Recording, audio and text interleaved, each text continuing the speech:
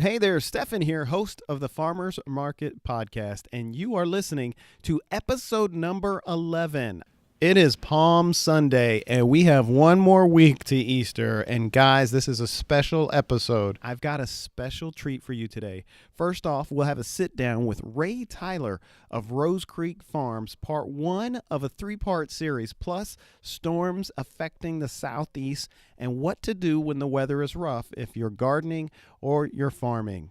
Soil blocking versus plugs. How each method is used when growing plants, flowers, and veggies from seed. Plus, hey, it's market season. Some of the opening dates of markets in and around the upstate of South Carolina.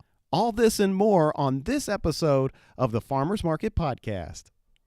Get ready for this. Wow, I am blown away by the response I've been getting on Facebook. Welcome to a brand new episode of The Upstate's Farmers Market Podcast. The following program is for adult audiences only. You are listening to Hey y'all, thanks for having me on the Farmers Market Podcast. Relax and Enjoy. We are one of the few tea growing farms in the United States. Hi, this is Chris Thurman from BioWay Farm. Hi, this is Kristen with Earth and Organic. Hi, this is Mark Jones from Cedar Falls Farm. Thanks for listening. And now your host.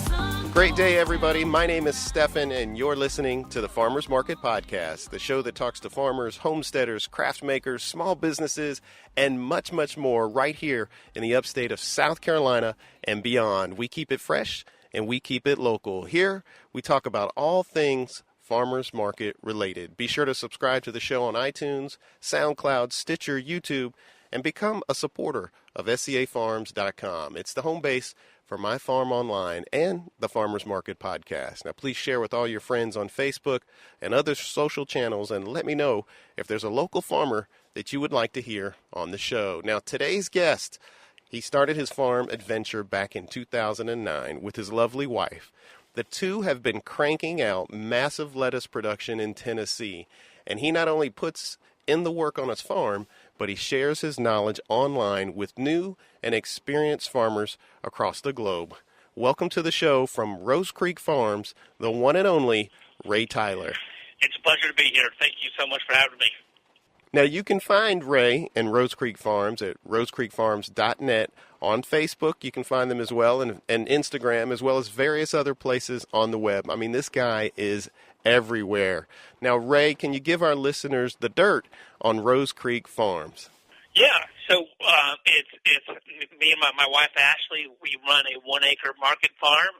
We have 6 young children from 3 months old to 10 years old, and we've, since that first year of farming, taken, lettuce to the farmers market.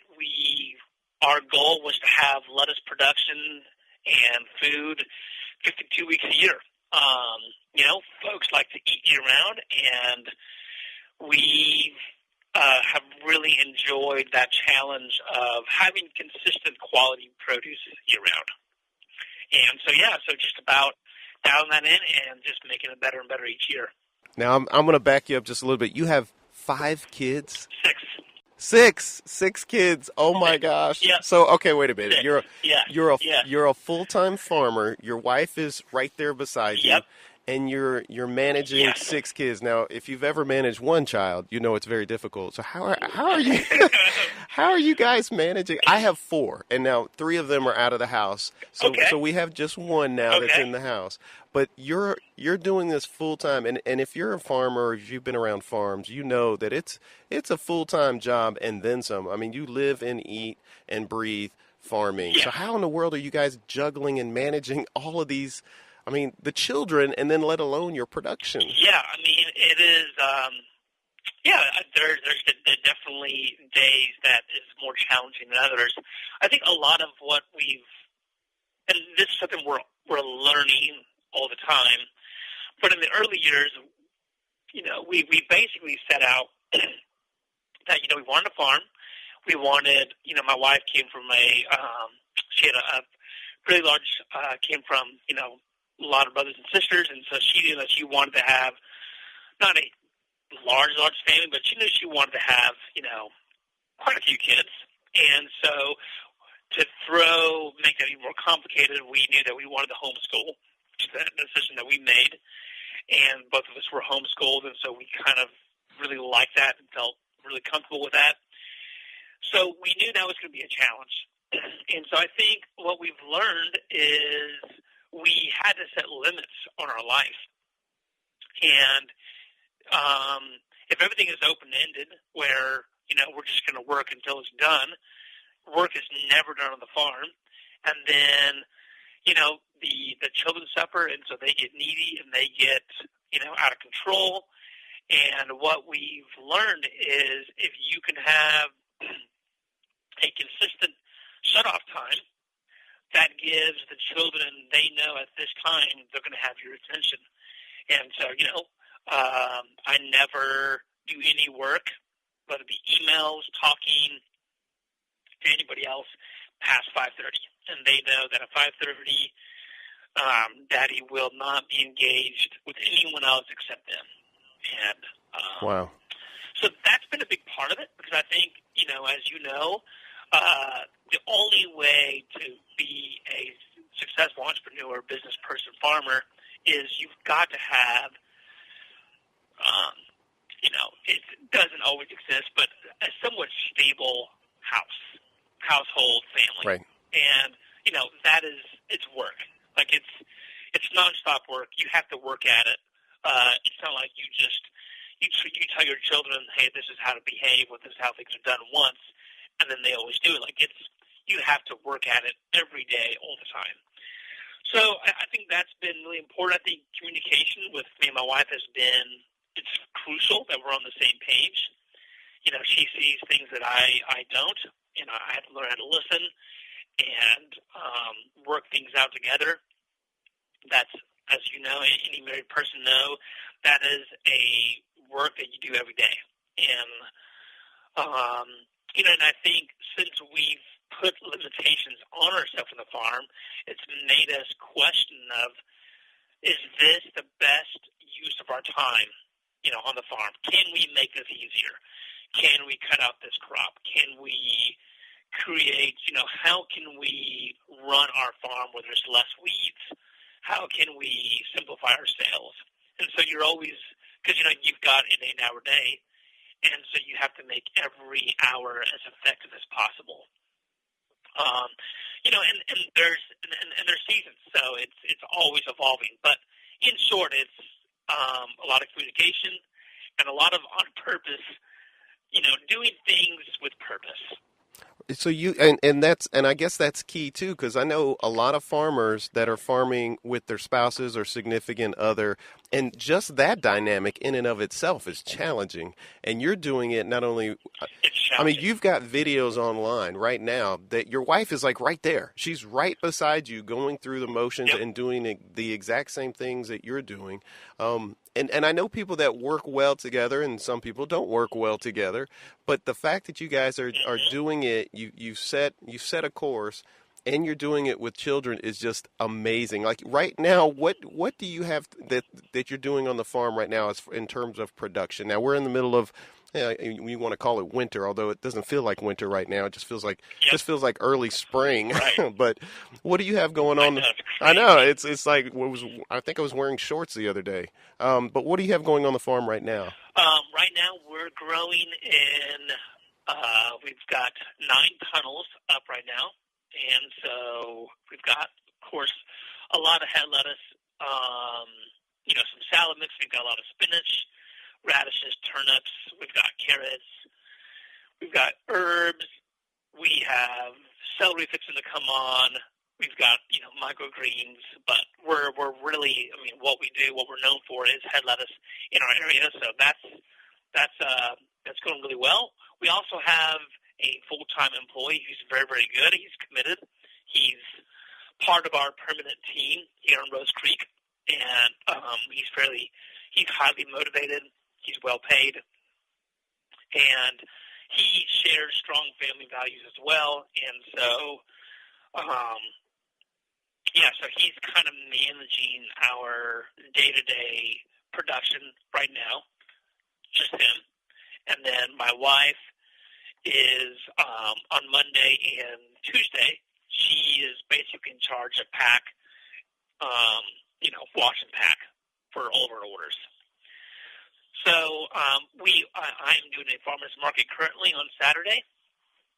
And, yeah, so, I mean, that's, things are definitely a lot more low-key. I have a lot more time to plan out the season, attract easier clients and looking on how we can do next year better. Wow. And now you didn't always start out. I know a little bit of your backstory, but you didn't always start out doing the lettuce production. I think when you were in 2009, what was the game plan then?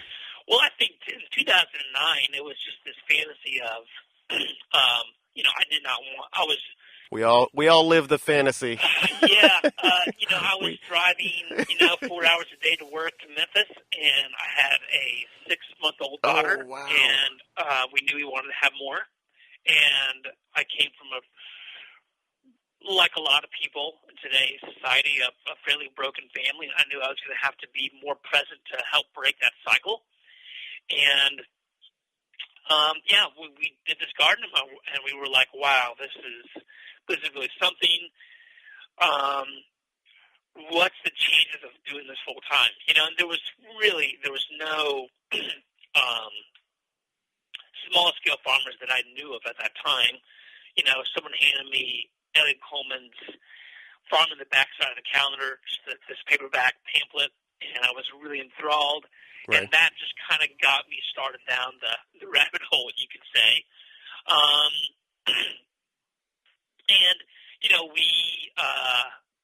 I found Joel Salatin, and so I think in the pursuit of trying to make it work financially, anyone can be a gardener, have grow a garden, have some chickens and cows, but to do it where there's, the goal with farming is you need to make enough money at the end of the year to do it the next year.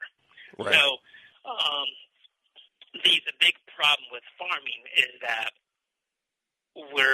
it takes so much to get started. And there's, not only are you building a business, but you're learning a brand new trade. And so there's all the mistakes that come with that. The markets, depending on where you're at, can be challenging.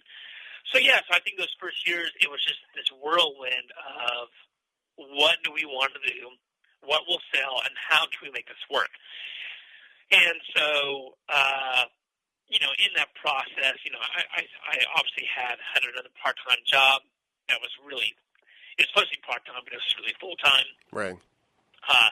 We weren't making a lot of money, but we were both, my wife and I were both determined, we both made up our mind that this is what we want to do. Now, what were you doing? What were you doing prior to farming? You said you were commuting back and forth to Memphis. What was the job before then? Yeah, I was actually a trim and millwork worker. Okay. We did a lot of homes for the well-off folks here in Memphis. I did that for about 10 years. And I really enjoyed the work. Right. I was just we were kind of getting to the place of the economy crashed, the housing market just fell out. Even the rich people were not doing much to their houses, which really tells you something on how bad it hit the Memphis market. And, so basically me and my friends, we all lost our jobs. I went and was a certified welder and was doing that for some time. And then that ended up not working out with the economy. And so basically we were kind of at this place of like all the good paying jobs were temporarily on hold, and so I had this chance it was a part-time job. It was very low pay. I think it was paying me like $150 a week, but it was enough. But we only had one child. We were debt-free, and we were determined, and I think any person who farms or starts a business, for that matter, is usually willing to live below poverty for a time to see their business grow. No, yeah, I think you're right. You bootstrap it as best you can, and 2008, 2009, I even got creative because and at that time I was in broadcasting, I was at local TV stations, they were laying off people as well because advertisers weren't spending money and you had to do something with your staff. And I was in marketing, so, and you know this, marketing is usually, it's not supposed to be, and I tell people this, you don't want to cut your marketing budget right off the bat because that is your lifeblood to getting new customers. But what happens is, in business, they look at marketing as this, well, don't really need to spend the money, and then they cut it. So what happened is they laid me off, and then I got creative and started my own marketing business and company, and you figure out ways to be creative, and what you guys did was you said, you know what, we're not going to let the economy dictate what we're going to do. So then you said, okay, we're going to start farming. And from my understanding, and tell me if I'm wrong, you guys had everything going on at the farm, right? You had animals, you had a ton of stuff. Oh, just chaos, just pure chaos. What happened is in those beginning years, a lot of what you're doing is you're trying to figure out what you're doing. And what works? What works? What works? What works? What do you enjoy doing? And what will people buy? Because at the end of the day, you could be growing, artesian $50 chickens, but if your market will not support that, then you're going to be out of business very, very, very quickly. Right. And so a lot of that is you have this idealistic fantasy of what you want to do, and then there's the market. And the market doesn't care about your idealistic fantasy world. Yeah. Right? And they don't care about your dreams. They don't care about your dreams. No. The market, is real people who have real lives, and they have a real budget. And so, we live in a very suppressed county in Tennessee. Got really hit hard by the economy. These are folks who are looking for 50 cent a pound tomatoes and $1 a head lettuce. They're looking for cheap. They're not really that concerned about quality. They just want, they're willing to spend money on healthy food. But when it comes to healthy, they're not so much. And that's just the way it is. There's complaining about that will not fix the problem. So, so I think we definitely had a couple of years where we really, we really got deep into the world of our fantasy. And then, we had, I think we had about our fourth child. We were doing several thousand chickens a year, 200-300 turkeys, 50-60 hogs, several hundred egg layers, 2 acres of produce production with a tractor, terrible tractor setup. Where we're farm is, I think most farmers would be like, I would never farm there. You understood. It's kind of what we had, and so a lot of times you just work with what you have. Right. We've made this our home. Maybe we'll move somewhere else in the future, but right now this is home, and so you just make the best of it. But so everything was just, it was, what is interesting is, when we first started out in 2009, the idea is that we were going to have time with the family, time with the kids. We had this idea that, if you build it, they'll come. So we thought, we'll just grow all the stuff and people would just be pounding down the doors to buy it. And that didn't work out very well for us.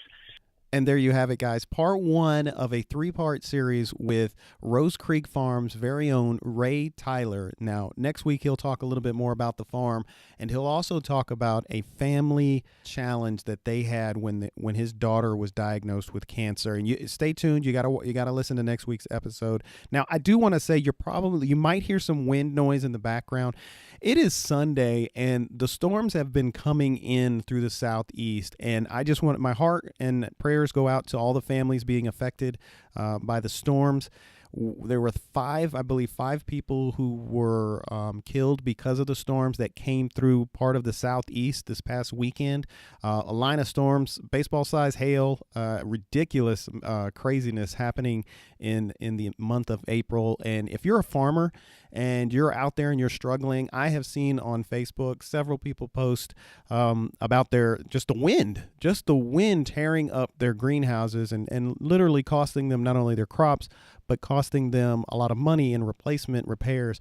My heart goes out to you guys. Keep up the faith. You're not alone. We all experience it. But here are some things, just 3 little takeaways you can do when the storm and the weather, and it's not conducive to being outside. It just prevents you from doing anything. There's 3 things I think that you can do, and one of those is you can always work in the greenhouse. If the weather's not too severe and you can be outside in the greenhouse, you can always do work in the greenhouse. If you don't have a greenhouse, you still could get started with seed production and doing some germination inside. You could do soil blocks, which takes a limited amount of space. You could do your plug trays if you need to.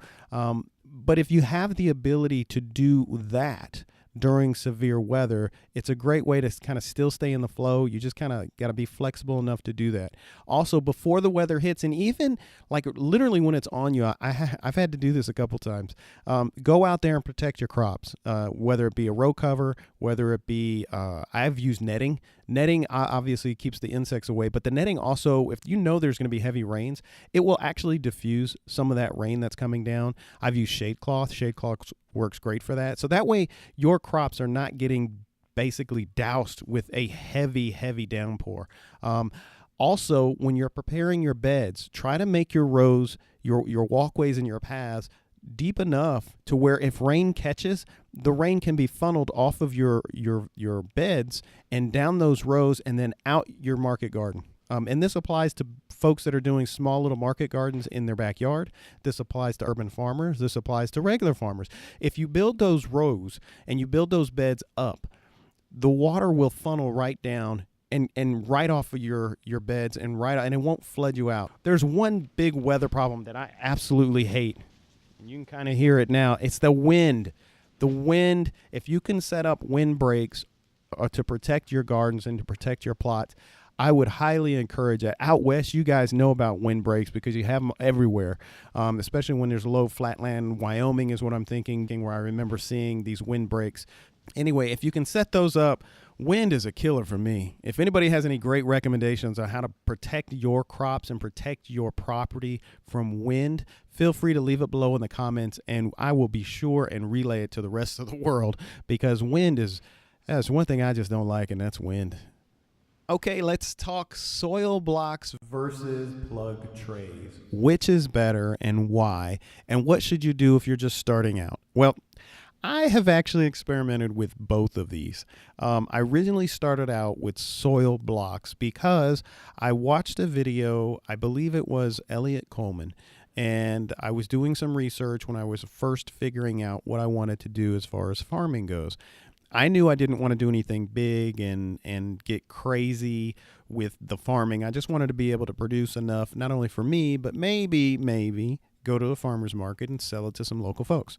So I started out with soil blocks, and what I quickly realized with soil blocks, if you don't know what soil blocks are, when you are first starting your process in terms of planting, you obviously use a potting mix of some sort. Now, we can get into many different recipes and many different products that are out there in the marketplace, or even right down the street at your Home Depots, your Lowe's, and those sort of places, and your garden centers. But what I really want to talk about is soil block is the creation of what is basically a small little cube, and in which there's an indentation, and that you put the seed right on top of that cube. And what happens is the seed germinates in that cube of soil, and the roots, what it's called, it's basically called air pruning. When the roots basically stretch and grow into that little soil block, they get to the edge of that block, and what happens is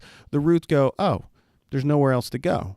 I'm getting plenty of air. I don't have anywhere to go. I'm going to go down then. Okay, so it goes down. So what happens is it basically prunes itself from the edge of those soil blocks. Now, from everything I've researched, and I will try to leave some links down below in the post for this particular episode and show you some videos where it explains it a little bit more and explains the process of actually doing it. You can do soil blocks in different ways. One of the methods that I chose to do, because it was heavily, touted online and through all the videos, was a soil block maker, but they're about $25 to $30. It's a metal contraption. You basically place this metal contraption in the soil, and then you basically release it, kind of like a small little spring-loaded compressor, if you want to call it that. And you put the soil in there, and then you drop the block on a table or on your platform or whatever it is, and there it is. There's your soil block. It's got four defined edges, and you put the seed right there. And depending on the kind of seed you are starting, you may need a small soil block. When I think they come in 1/2-inch sizes, and then they go all the way up to like 4-inch blocks. And some of the plants, the idea is to take, once the seed germinates in that one block, the small block, then you place it and transplant it into a bigger block. And you can do that all the way through the process until you're ready to take it out to the field, or you're ready to pot it in its final, pot or whatever its final home is going to be. So that's a soil block. Air pruning on the roots, it's supposedly the best method that I have seen and read about in terms of planting seeds, and doing that whole seedling process. And it's because of those roots. They don't get all tangled. They don't get all bound up in the bottom. Now, it is time consuming on the front end with soil blocks. I'm not going to lie. It is a time consuming process. Your soil block mix needs to be just right in terms of water. Otherwise, if it's too soupy, your block's not going to form. If it's too tough, it's going to dry out and it's going to crumble and it's going to break apart, and it's not going to be any good either. So on the front end, it is time consuming. Now, on the back end, the great thing about soil blocks is that when you're going to transplant, it's easy peasy lemon squeezy. I mean, it's really easy to take that soil block and basically drop it into either, whether it's out in the field, drop it into a hole and cover it up and water it, or you're transplanting to the next bigger item or the next bigger soil blocks. Very, very easy. No time at all. Now, let's talk about plug trays. Plug trays come in different volumes. You may have a 200 plug tray. You may have I think it's a 72 cell plug tray. So they come in varying sizes, and most of them fit in what's called a 10-20 tray. And it is what it is. It's about a 10-20 inch tray. Now here's the thing. I like plug trays. However, I will say this: on the front end, they're very easy to do your potting mix in and to get that done in a very timely fashion. Very easy. Time wise, it's not very much time to do that. However, here's the flip side. Remember the roots we were talking about in the soil blocks? Well, with soil blocks, the roots are air pruning. They're being air pruned. Okay, that little seam of air between each and every one of those cubes basically allows the roots to stop, and then, okay, well, we're going to go down if we need to go down, but it creates a great root structure for transplanting. The flip side on the plug trays is, if you let those roots grow, those little holes that are at the bottom of the plug trays, the roots will grow right out of that, and they will actually, if you've got the plug tray sitting in a 10-20 tray of water, or maybe it's not water, but the roots will tend to grow, and what'll happen is, if you pull that plug out, you'll see the roots basically do a swirl inside of that plug tray. Because there's no air getting inside that plug tray cell, one of those cells, the roots tend to go round and round and round. And so what they call that is, it's called being root bound. And it creates this ball of roots, which is not conducive to growing when you go to transplant. I'm not going to say that they don't, because they do. However, you might get a 3 to 5 day advantage by using a soil block versus a plug tray. So, it's one half dozen the other. Do you want better roots? Do you want faster planting? Do you want to spend more time on the front end? Or can you get more done with the plug trays? Now, here's the one thing I will say about the plug trays and germination. And I'm doing a test right now where I'm actually using the same seed. I'm using soil blocks to start them, and I'm using plug trays to start them. So I'm basically doing an apples to apples comparison. What I'm finding out from a germination side, they're germinating at the same rate. So that's not the issue right now, or what I'm finding out. I have had success both with soil blocks and with plug trays. So I don't necessarily think from a germination standpoint that it matters. However, I'll have to let you know on the back end of this test, when I actually go to transplant these guys, what's going to happen in terms of time and commitment. The one thing with the plug trays is if you don't have a way, like a plug tray popper is what they call them, where you can just put the tray down, the plug tray, and put it down, and it pops those soil blocks or those cells, those plugs right out. If it doesn't do that, you're going to spend a lot of manual time basically popping out each one of those. Now, a lot of people will use the back of a nail and they'll slip it in through that hole. A lot of people will just use a screw. Here's what I found out works best for me. And I just literally, it took me a year to figure this out. I took the back end of a drill bit, about a 4-inch drill bit. I believe it's a 1/4 of an inch drill bit. It's smooth on one side, but it gives me about 1 or 2 inches. It fits cleanly into that hole, and you can just pop, boom, pop, boom, pop, boom. It's a manual process, but it's really easy. It's a lot easier than using the back end of a nail or a screw, and some people do that. So I don't have a plug popper. It's not really high on the priority list, but that is one little takeaway. Use the back end of a drill bit. I think it's a 1/4 inch. I'll have to double check. And just flip it around and use that to be your plug popper, and they'll pop out pretty easy. Now, I will say, again, you have to worry about moisture content, and you have to water at a certain level. Otherwise, when you pop those cells out or those plugs out, they will crumble. Now, you guys hear that wind? Again, that wind is really kicking up. So anyway, that's my take on soil blocks and plug trays for now, but I am going to try to get a special guest on who's an expert at this. She's a master gardener. She's written several books. I think it's several books, and I'm trying to get her on the show, and she's going to have a lot more to say about soil blocks and plugs and which is better and why. So you guys stay tuned. Keep listening to the Farmers Market Podcast. And we are going to unravel the mysteries behind soil blocks and plug trays, because heck, we all want to know, right? I mean, we definitely want to know. Oh, I did fail to mention this. The one advantage I see with soil blocks, it takes less space. So anyway, just a few little notes on the controversy and sometimes the conversation regarding soil blocks versus plug trays.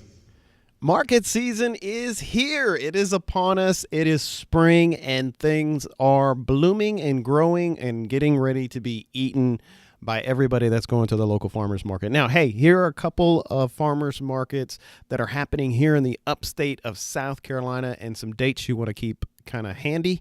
In Simpsonville, the farmers market's going to start on May 11th.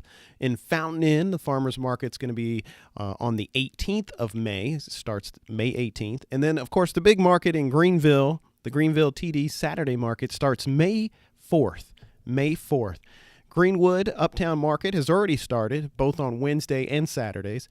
The Easley Farmers Market started this past weekend on April 13th. And, of course, the Travelers Rest Farmers Market starts in May as well. Man, this is by no means a complete list of all the different farmers markets that are in the area. So if you know of one and I haven't mentioned it, I'm going to try to mention 1 or 2 or 3 each and every week. And if you know of a farmers market that I didn't mention, or one that's just a hidden gem that you know about that you should share with the rest of the world, especially here for us folks in the upstate, be sure to leave a comment. Guys, subscribe to the show on your favorite listening platform, whether it be iTunes, Stitcher, SoundCloud, and go to YouTube and hit subscribe for the channel. I'm going to be posting some kind of behind the scenes content and videos, and just me showing you what I do. I know sometimes when you're listening to me, you don't really get a good picture. So what I'm going to do is start posting videos of what I do here on my little farm, and some of the production that we go through, and some of the tips and tricks that we have learned along the way. By no means am I an expert or master gardener, but I will tell you what I have done has worked. And what I have done has been from a very sustainable, very pest-free, spray-free. I try to keep it as basic and as simple as possible. My big philosophy when growing and with pretty much anything is try to keep it as simple as possible, because simple counts, and it's sustainable. Simple is sustainable. Gosh, that should be my new motto. Go and check out all of these different farmers markets online and see their schedules and let them know that you care about them. Remember, your support as a listener is key. And most importantly, go out and support your local farms and farmers. Until the next time, my name is Stefan, and you've been listening to the Farmers Market Podcast. Keep it fresh, keep it local. When the sun goes down tonight. If you haven't already, subscribe on iTunes. And while you're there, please leave us a rating and review.